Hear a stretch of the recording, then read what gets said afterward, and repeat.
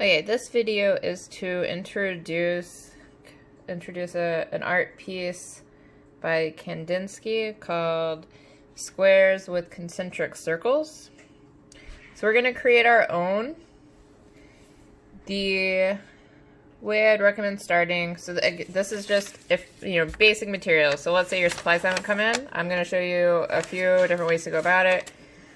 You're welcome to create any grid system on just a piece of paper. So I did a 3x4. You can use your ruler, use your compass. I just folded mine. So I folded it into four components this way, and then did like a tri-letter fold this way to get my grid of squares. And then for each square, you're going to fill it with concentric circles. And then again, so if you have your paints, please, experiment with them. You can use, this is really like an example of a color study that he performed. So it is really just an exploration of color. There is no right or wrong color to use. And I have examples, and I'm going to do one more example here of just like things that I found to use in my house that aren't even really considered artistic materials. Except for like this is a pencil. This is purely just a pencil.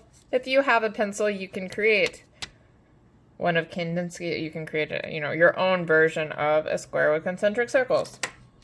This one here is with fingernail polish. It's not pretty.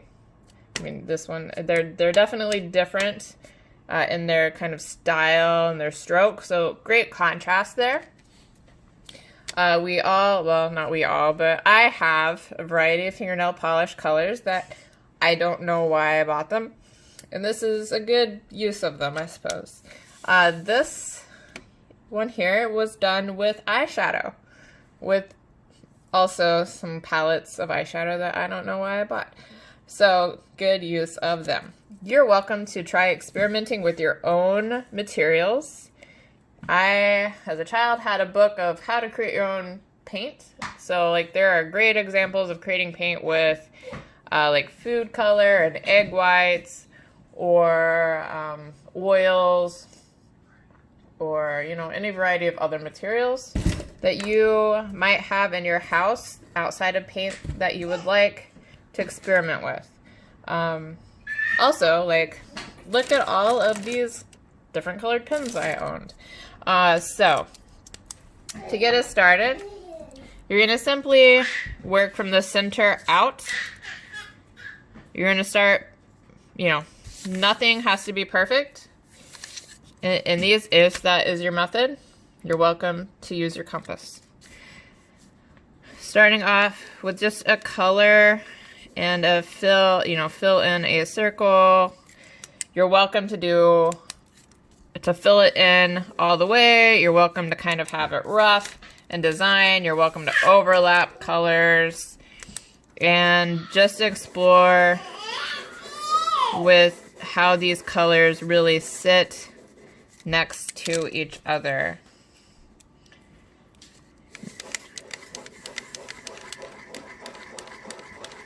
And you can have varying width of circles. You can go back.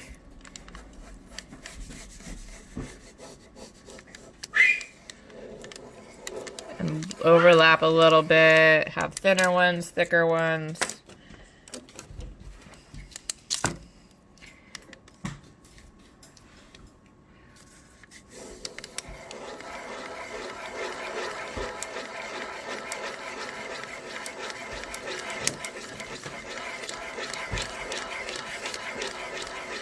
Until you get to the edge of your four sides. And then lastly, come back in to the corners and fill them as well.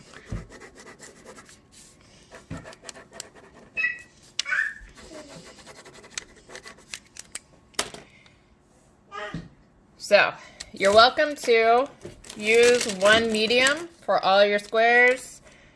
You don't have to have 12 squares. Like I said earlier, create whatever grid. So if you just want to create 2, or try it, you know, however you create your squares. And then welcome to use whatever mediums you find around the house. You can just use one medium. You can use a variety.